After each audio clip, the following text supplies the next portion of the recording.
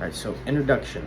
This is my first time ever doing anything like this, but getting into this sport, maybe I'm going on 8 or 9 months now, and I just figured I could help out with people who are trying to get into this sport and what to expect price-wise, what to expect from your body, what to expect from your diet, what to expect from your armor, from your armorers, from your teammates, from events. So I'm just kind of trying to give a quick overview to try to help guys like me who may have,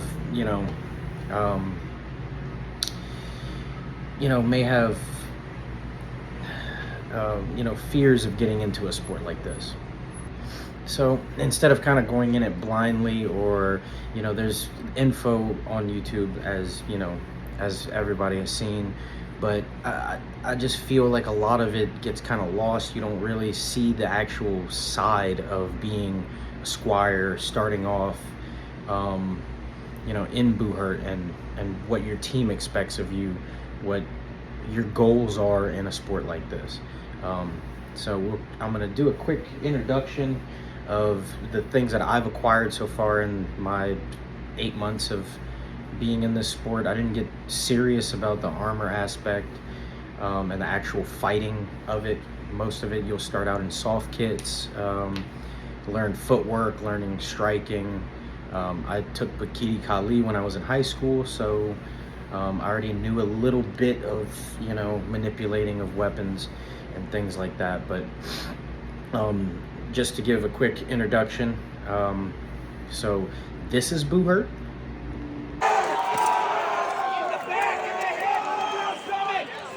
There's a dude under there. Poor dude, bro! We gotta push him over. Oh my god, he just curled up in a ball. Oh shit! Woo! Definitely.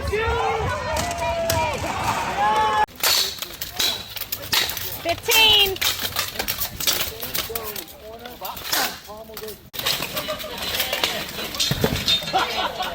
Migo, there's a fence there. Migo!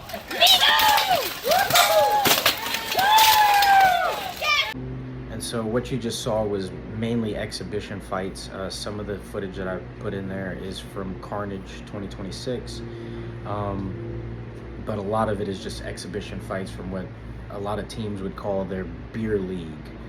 You fight meaderies, you fight at comedy shows, you fight weddings. There's all kinds of events that clubs like this will, kind of take on. All right, so back like I was saying with things to expect. Starting off, you're definitely going to start with like a soft kit. So I would recommend getting some hard plastic gauntlets, maybe a HEMA mask, something full face for sure. Some people get padded vests for soft kit fighting. They'll get padded greaves, stuff like that. You can use pool noodles and PVC pipes with tape and stuff like that to modify your own soft kit. So budget wise, for soft kit, it's very inexpensive. Where the real cost is in the armor. And for me, I'm very small. I'm trying to gain more weight, so for the food, I have to eat a lot. Huge calorie intake. So I'm onto the aspect of armor. I've been fighting in the exhibition circuit. Loner kits are a thing. If you have another teammate that is around your size, you may end up in their kit. Now granted, you don't go to a club expecting to just get in their kit. I'm a blacksmith, so I've incorporated a lot of the knowledge I have blacksmithing into helping my team. Therefore, I'm kind of like an armorer for the team. And with that being said, I do a lot of repairs, especially for my buddy Sonny, and I use his kit as a loner kit quite often. I just don't have the coin. It's very expensive. But I'm slowly building up a kit, and your teammates, if they see you are trying, you're helping them, you're squiring at events, which is a lot of work. A lot of people, you know, don't realize how much these squires run around and how tiring it can be.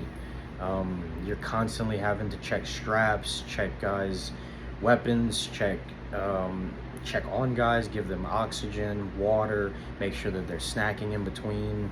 You have to get them into pools. You have to make sure they know when they're fighting, things like that. Because, you know, when you're in a helmet, you cannot hear really anything. I mean, sometimes you can hear a little bit, but it has to be directed at you almost. So it's a different thing. Now for me, I'm a blacksmith, so some of the stuff I've been able to just make on my own, like I said about budget. Some things you'll buy, like a sword. This is from Cult of Athena. It runs with shipping. It's like maybe $300, around $275, somewhere around there. Pretty inexpensive. This was my training sword. I had to, you know, cut off the pommel because I damaged it. So like this is a little training sword that I personally made out of some rebar. It's taken a beating over the last year and a half. I made this one before I started Buhurt. So it has a point because I was practicing thrusting, which Buhurt, no thrusts, no stabby stab.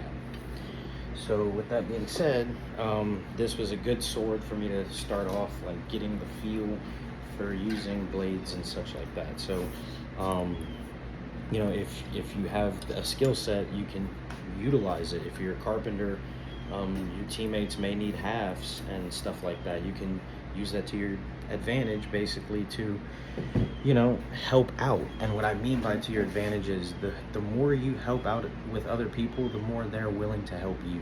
It's a two-way street. I'm definitely going to be more willing to help somebody out who walks up to me and says, hey, I need help with my car. It's really hot outside. Would you like this bottle of water? I mean, you know, you see what I'm saying. So next up I have this little guy. This is a little axe head that I made myself. It's not the prettiest. It's right in between a one-hander and a two-hander. It's a training axe. And it's got my own personal forging stamp. Really enjoyed using this one. I call him Charles Bonkley.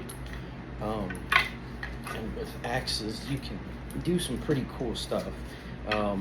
This one, like I said, I used a regular wood chopping handle, and then I used some twine and clear coated it probably 5 or 6 times. So the twine is, I mean, it's hard as a rock. So if I do have misses and stuff like that, it takes a little bit of that damage away from the half. To where I'm not worrying about having to replace this thing all the time, but I can still get my practice in, and I don't have to spend ridiculous money. But again, I'm a blacksmith, so I don't have to spend like ridiculous money on, you know. All right. So the next one I have is a homemade axe. I stamped it with my own maker's mark. It's about 4.5 mil, 5 millimeter is what the blade is. But this is mainly a training axe. I made this myself, so I didn't really have to, you know, dive into a big budget. The half and the handle was a broken axe handle, so it's a little shorter than 36 inches. I used twine to reinforce the top here, where if I do have missed strikes, let's say I catch like this,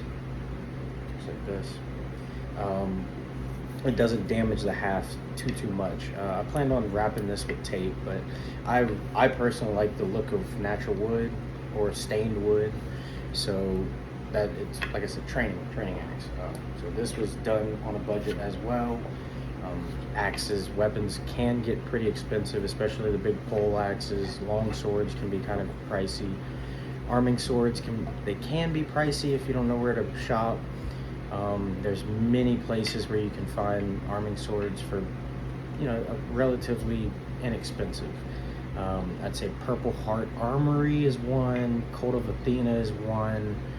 A lot of guys will go and get their stuff specifically from like Medieval Extreme, which ain't nothing wrong with that. Do your thing. So shield wise, because I use that axe sometimes as a one-hander, and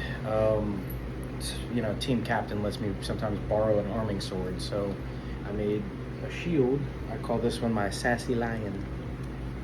I painted this, and then I cut the painting out of the canvas that I had.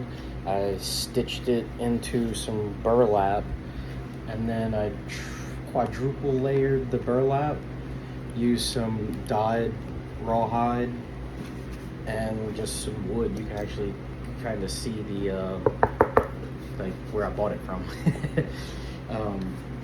But yeah, anywho, so I used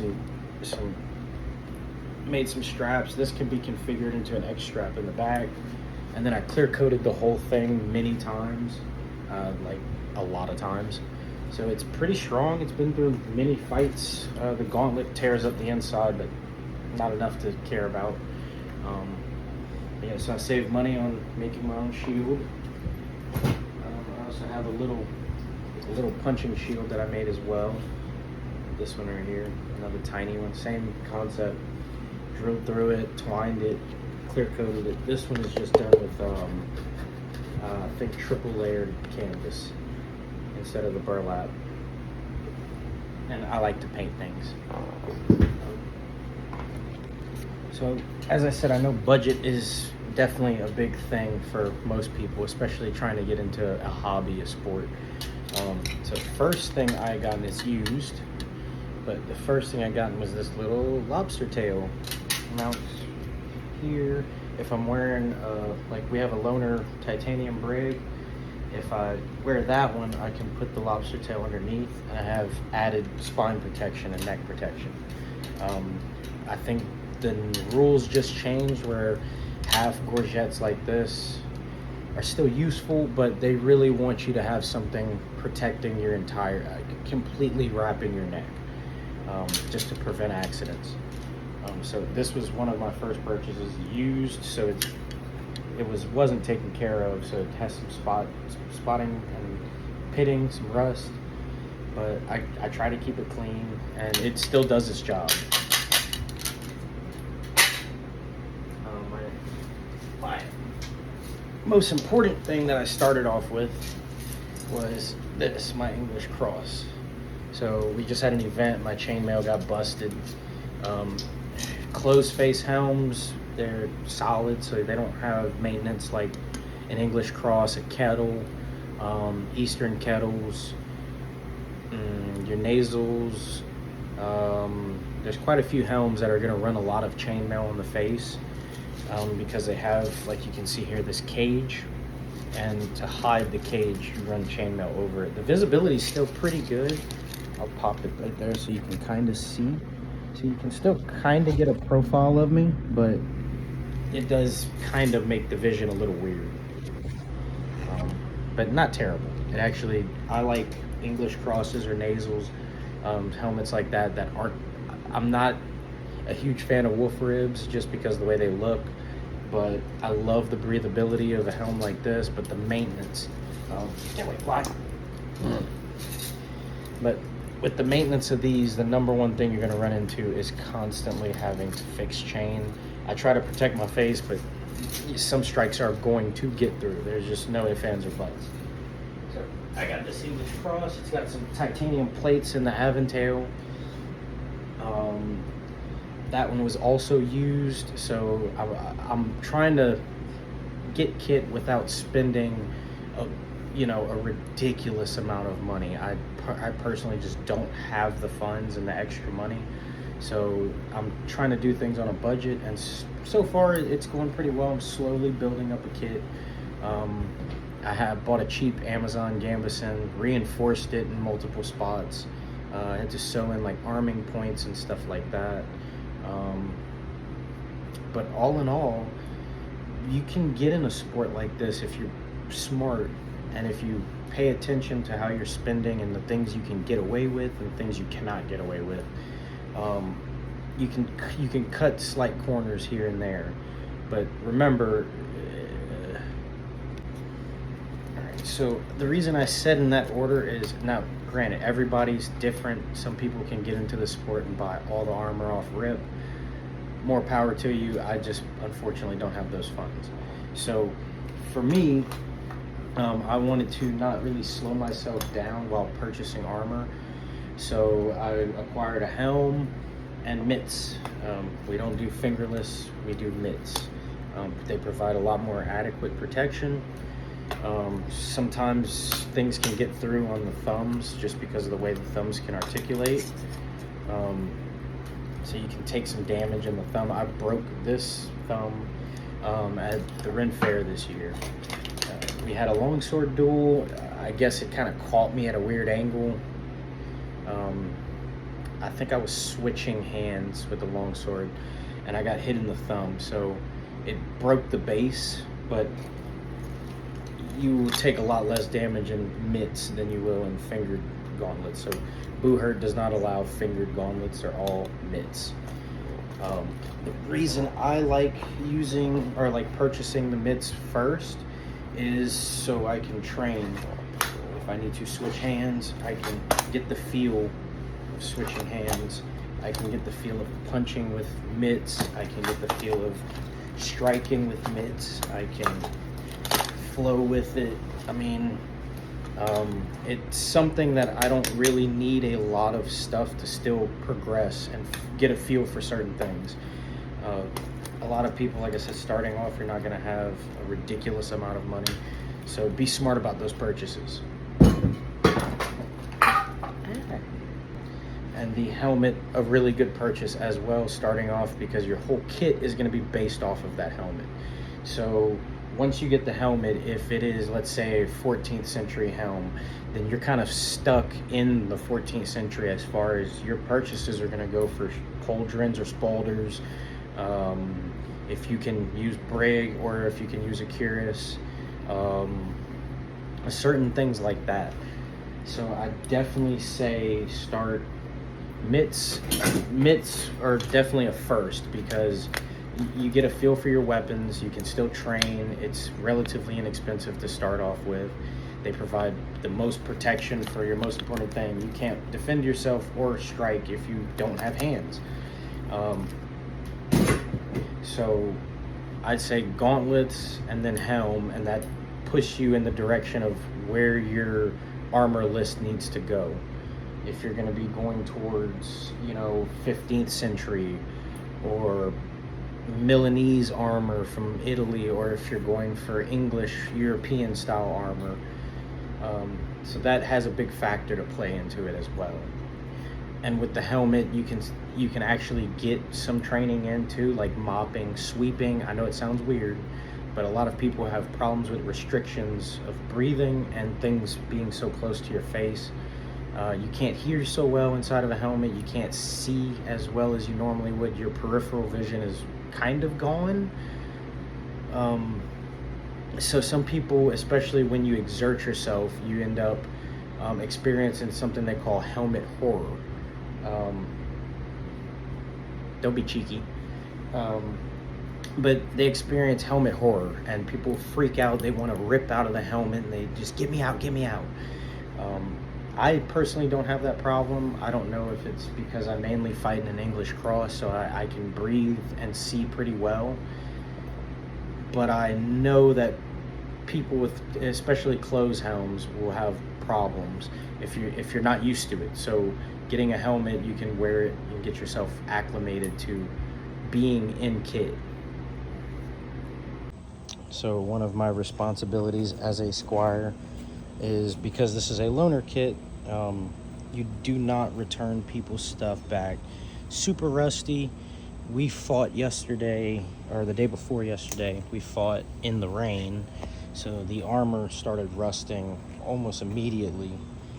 When I got to the house, I had to scrub it down and clean it so it wouldn't set in and start pitting the armor. Like I said, loaner kit, so this stuff is not cheap.